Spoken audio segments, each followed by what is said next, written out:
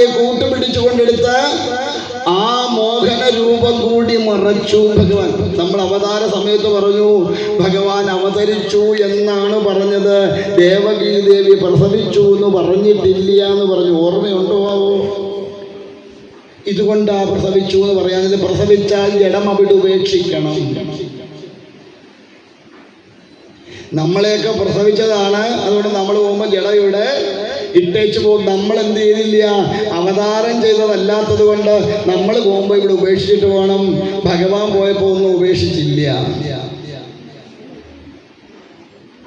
അതാണ് മനസ്സിലാക്കേണ്ടത്. ഭഗവാൻ തന്നെ സ്വധാമത്തിലേക്ക് വളരെ ഭംഗിയായിട്ട് പോയി. ആചാര്യന്മാർ പറയാറുണ്ട്, നമ്മുടെയൊക്കെ ജീവൻ പോകുമ്പോൾ 1000 കരിന്തേൾ ഒന്നിച്ചു കുത്തുന്ന വേദനയാണ്. അതുകൊണ്ടാണ് കിടന്ന് പിടയ്ക്കണത്, പ്രാണം പോവാൻ പിടയ്ക്കണത്. അതുകൊണ്ടാണ്. അതേസമയം യോഗികളുടേതോ ഒരു പുഷ്പത്തിൻ്റെ ദളം അടർന്നു വീണത് പോലെ ശാന്തമായിട്ട് പോകും യോഗികളുടെ ജീവൻ. ഇതുവഴിയാ ജീവൻ പോകുന്ന അവസാനം ഇതുവഴിയാ വായിക്കൂടെ?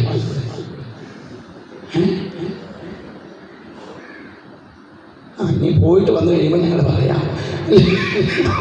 നമ്മൾ കണ്ടിട്ട് നമ്മുടേത് എതുവഴിയാ പോണേന്ന് ഒരു നിശ്ചയവും ഇല്ല. എത്ര ദ്വാരമുണ്ട് നമുക്ക്? 16. 9. ഈ 9 ദ്വാരത്തിൽ ഏത് ദ്വാരത്തിൽ കൂടെ പോകുന്നതെന്ന് നമുക്കറിയില്ല. വാ പൊളിച്ചിരുന്നാൽ നമ്മൾ പറയാം അവസാനം പോയത് വായിക്കൂടാ, വലിച്ചു കെട്ടിക്കൂടാ, ഇനിയും തിരിച്ചു വന്നാൽ എന്തോ കൊണ്ട് വലിച്ചു കൊടുക്കി കെട്ടിക്കൂടാ. കണ്ണു തുറന്നിരുന്നാൽ പറയും ആരാണ്ടെ കാണാൻ കാത്ത് കിടന്നിട്ട് അവസാനം പോയത് കണ്ണിക്കൂടാ. ഏതുവഴിയാ പോയി ഇതുവരെ ആരും കണ്ടുപിടിച്ചില്ല. പക്ഷെ യോഗികളുടെ പ്രാണം പോണത് വഴിയാന്ന് കണ്ടുപിടിച്ചിട്ടുണ്ടെന്നാ പറയാ. അവരുടെ പോകുന്നത് വഴിയാ ബ്രഹ്മരന്ധ്രത്തിൽ കൂടിയാണ്. ഈ സാധനം ബ്രഹ്മരന്ധ്രം. ഇവിടെ ഒരു സാധനമുണ്ട്. കണ്ടിട്ടുണ്ടോ? അത് നമ്മുടേത് അമ്മമാരെ അടച്ചു വെച്ചതാ. എപ്പോഴാ? കുഞ്ഞായിട്ടിരിക്കുമ്പോഴേ എങ്ങനെയാ കുഞ്ഞുങ്ങളെ കുളിപ്പിക്കണേ? അതും കാണിച്ചു. തലയിൽ എങ്ങനെയാ വെള്ളം ഒഴിച്ച് കഴുകുക? ഇങ്ങനെ പിടിക്കുമല്ലേ? ഇങ്ങനെ പിടിച്ച് എവിടെ കൊണ്ട് കൂട്ടിമുട്ടിക്കും? ഉച്ചി കൊണ്ട് കൂട്ടിമുട്ടിക്കും. എന്നിട്ട് കൊച്ചു കുഞ്ഞുങ്ങളുണ്ടേ പറയും മക്കളെ ഉച്ചി തൊടരുത്.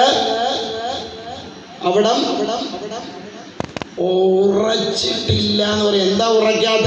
ഈ ബ്രഹ്മരന്ധ്രം തുറന്നിരിക്കണം. അതുകൊണ്ടാണ്. ഇത് കൂട്ടിമുട്ടിക്കഴിഞ്ഞാൽ ഉച്ചി ഉറച്ചു, ആ ബ്രഹ്മരന്ധ്രം അടഞ്ഞു. പിന്നെ യോഗികൾക്ക് എപ്പോഴാ തുറക്കാന്ന് ചോദിച്ചാൽ ഈ പ്രാണൻ പുറത്തേക്ക് പോകാൻ വരുമ്പോഴാണ്. അവർ ഈ പ്രാണനെ മുകളിലേക്ക് ഉയർത്തി ബ്രഹ്മരന്ധ്രത്തിന്റെ അവിടെ കൊണ്ട് ചെന്നിട്ട് ഈ എന്താ പറയുക ഇങ്ങനെ തട്ടി ക്രമേണ ആ ബ്രഹ്മരന്ധ്രം തുറന്നു കഴിയുമ്പോൾ അതിൽ കൂടി അവരുടെ പ്രാണം പോവും. അതുകൊണ്ട് അവരെ സമാധി ഇരുത്തുക എന്ന് പറയാം. സമാധി ഇരുത്തുന്നതിന് മുമ്പ് ഒരു ചടങ്ങുണ്ട്. നാളികേരം തുളച്ച് അതിനകത്ത് നെയ്യ് നിറച്ച് അതിൻ്റെ മൂട് കൊണ്ട് ശിരസിൽ 3 തട്ടും. ഗുരുക്കന്മാരെ സമാധി ഇരുത്തുന്നതെന്ന് പോയി കാണണം. എന്നാൽ നമുക്ക് മനസ്സിലാവും. എന്നിട്ടാണ് സമാധി മൂടുക. മനസ്സിലായോ? ആ ബ്രഹ്മരന്ധ്രത്തിൽ കൂടിയാണ് അവരുടേത് പോകാന്നാ പറയാം. എന്താ എൻ്റേത് അതുവഴി പോകുമെന്ന് അറിഞ്ഞുകൂടാ കേട്ടോ. ഇതുവരെ പോയി ഞാൻ കണ്ടിട്ടില്ല.